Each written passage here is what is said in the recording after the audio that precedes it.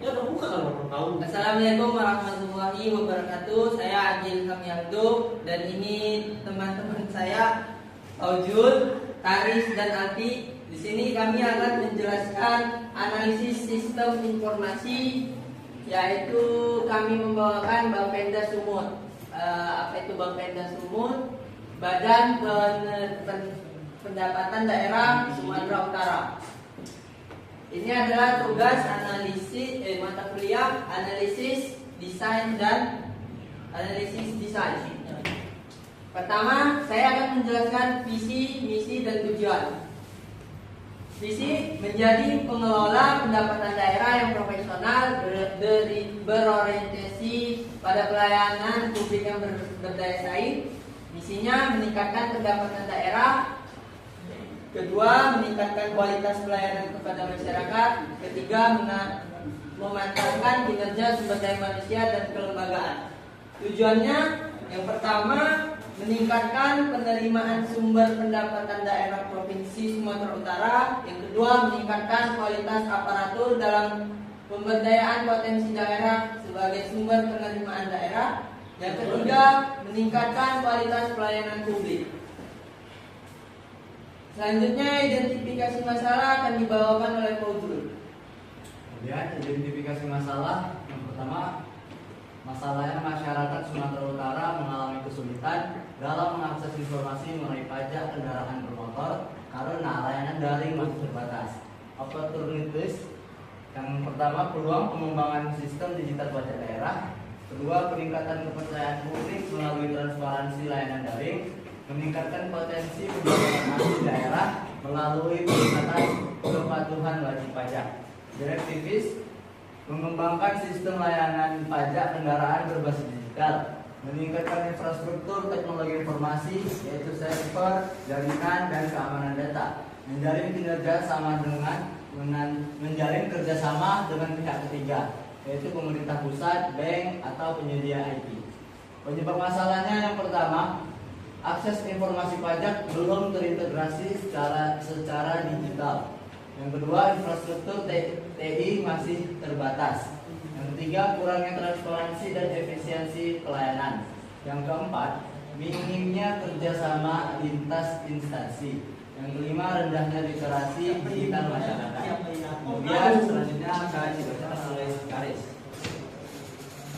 Berikutnya, matriks analisa masalah, penyebab dan pengaruh, tujuan dan batasan. Yang pertama, masalahnya keterbatasan akses informasi pajak kendaraan bermotor.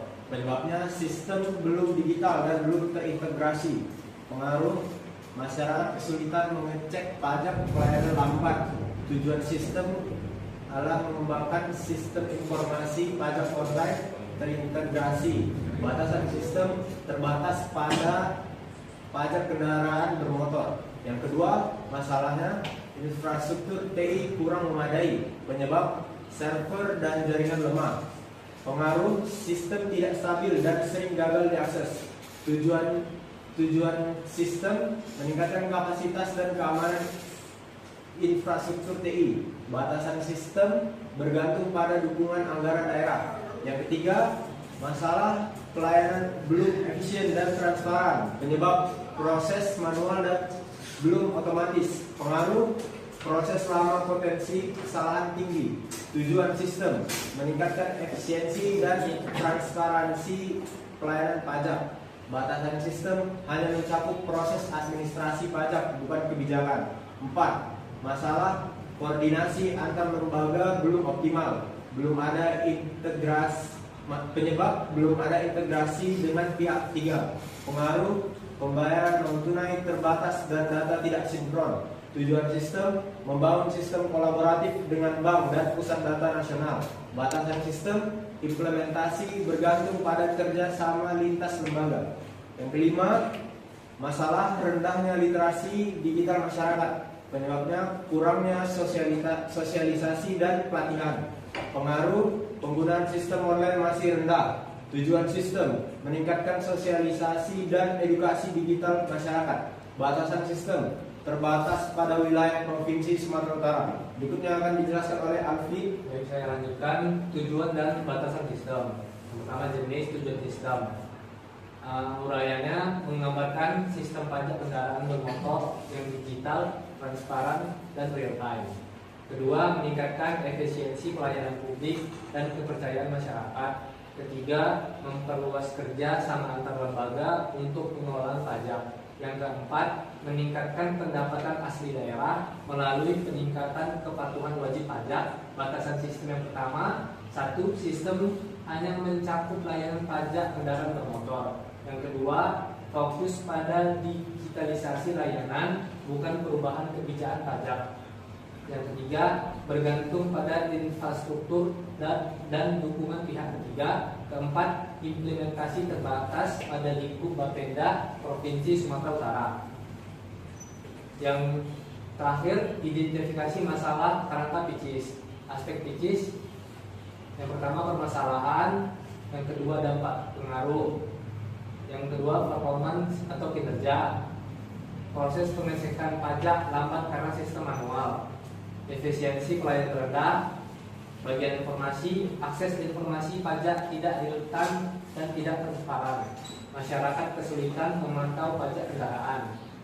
Yang ketiga, ekonomi, operasional manual meningkatkan beban biaya dan waktu, efektivitas kerja menurun, PAD tidak optimal. Kontrol, pengawasan terhadap transaksi pajak masih lemah, potensi kesalahan dan kebocoran data. Yang efisiensi, sistem manual memperlambat proses administrasi, kinerja pegawai tidak maksimal. Yang terakhir, servis atau layanan pajak tidak mudah diakses publik, kepercayaan dan kepuasan masyarakat menurun. Sekian yang bisa kami jelaskan. Jika ada kurangnya, mohon maaf.